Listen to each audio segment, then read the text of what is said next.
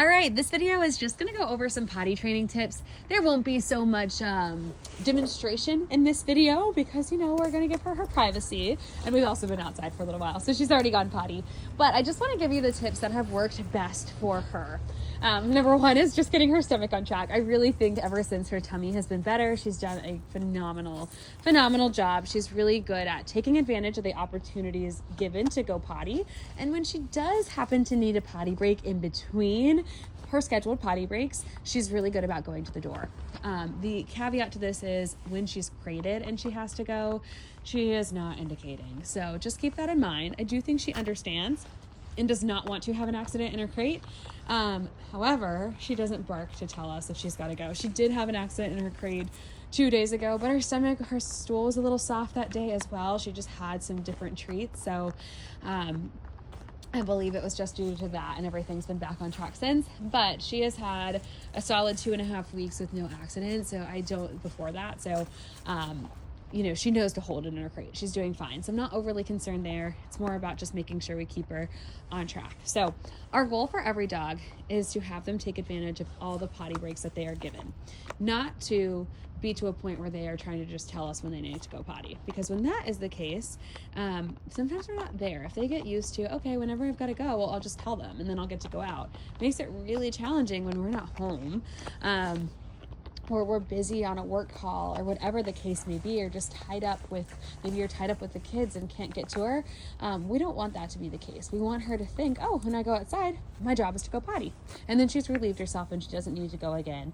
And hopefully she can hold it until the next potty break. And if that's not the case and she needs an extra potty break while she's out and about with us, she can go to the door and tell us. So we don't want to rely on our dogs to tell us when they need to go potty. We want to give them plenty of opportunities so that we can set them up for success, but also then it's more sustainable so that we can leave the house or do other things without constantly having to monitor to see if they maybe need to go outside or else they're going to have an accident. So that's the big thing. We want every dog to use our opportunities, and our other big goal is to have them go within 2 to 5 minutes of being outside. And she's doing that for sure. She's definitely going within 2 minutes to pee and typically is going within 5 minutes to poop, which is really, really great. Poop sometimes takes a little longer. She's got to find the right spot, which is okay. But she's doing a really good job. And the way we teach that is by staying really neutral and just waiting to engage with her until after she goes potty. So when we take her outside, go out the back door, and we will just simply stand there. And I will say, go potty. And I really won't do anything else. We're not petting her. If she starts to jump, I'll redirect her, but that's it. We're not engaging until after she goes. So we'll just tell her go potty. And then when she has gone potty, we'll say, yes, good potty. We'll wait till she's fully done. So we're not going to give her praise midstream or in the middle of going, not when she starts to go, but as soon as she finishes. And the reason we don't want to do it in the middle is because sometimes that distracts them. They'll stop. They'll go, oh, yay, I'm getting attention.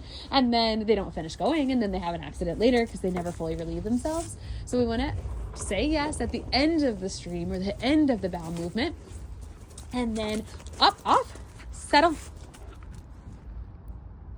Yes, good girl. That's good. Thank you. Thank you for that sit. Good girl. Good job.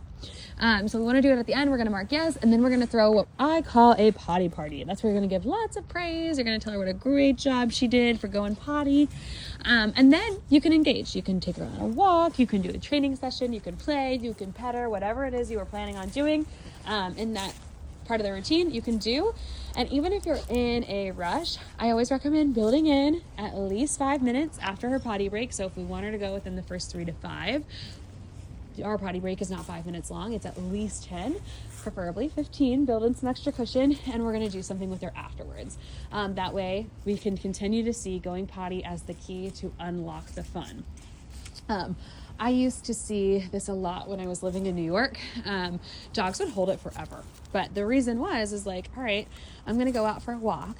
And then as soon as I go potty, my owner's taking me back inside, and then they're going to go to work, or it's time to go to bed or whatever. I'm going to be stuck in this tiny apartment or stuck in the crate.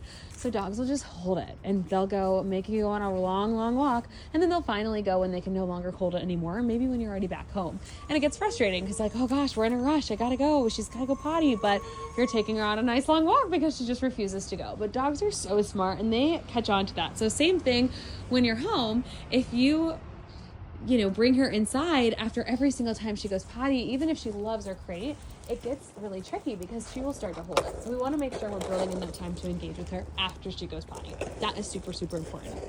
Now, my other big tip is to use the same door. Designate one door in your house as the potty door. So here, it's the back door. It leads from the kitchen outside to this turf area that we primarily use. And of course, I mean, it leads to the whole yard, obviously. But that is our door. So even if I'm going to take her on a walk or we're going to go for a car ride, if she's been crated or she's been inside for a little bit, we're always going to take her outside the back door first to go potty. We're going to mark yes, do our potty party, and then we can either go through the gate and go out to do those things or go right back through the house. But this is super helpful for indication. It tells them where you want them to indicate. A common mistake we see is once puppies get home, their dog's not indicating anymore and they're like, I don't know what's happening. But sometimes we find that we're sometimes going out the back door, sometimes the front door, sometimes the garage door, sometimes the, you know, door that's from the bedroom outside. And so it's really confusing. They don't know where they're supposed to indicate. As they get older and understand, like, oh, this leads to outside, in this part of the routine, I'm going for my walk in the morning, they'll start indicating there. But in the very beginning, when we're just getting the hang of potty training, super, super important to just use that one door so she knows where to indicate. So that is really big. And the other big tip for her is just keep her on a routine. It doesn't have to be a super strict schedule. A lot of people, their schedules fluctuate throughout the week. Maybe on the weekdays you wake up at 6 and then at the, the weekends it's 6:30 or 7 or whatever the case may be. That's okay. Just start it at the exact same. So as soon as we wake up, we go outside, we go to the potty, we have a little play session or training session, then we go in and eat, etc. But just keeping her on a routine is super important. Following that basic structure and just maintaining structure in your routine in general will make a world of difference for potty training.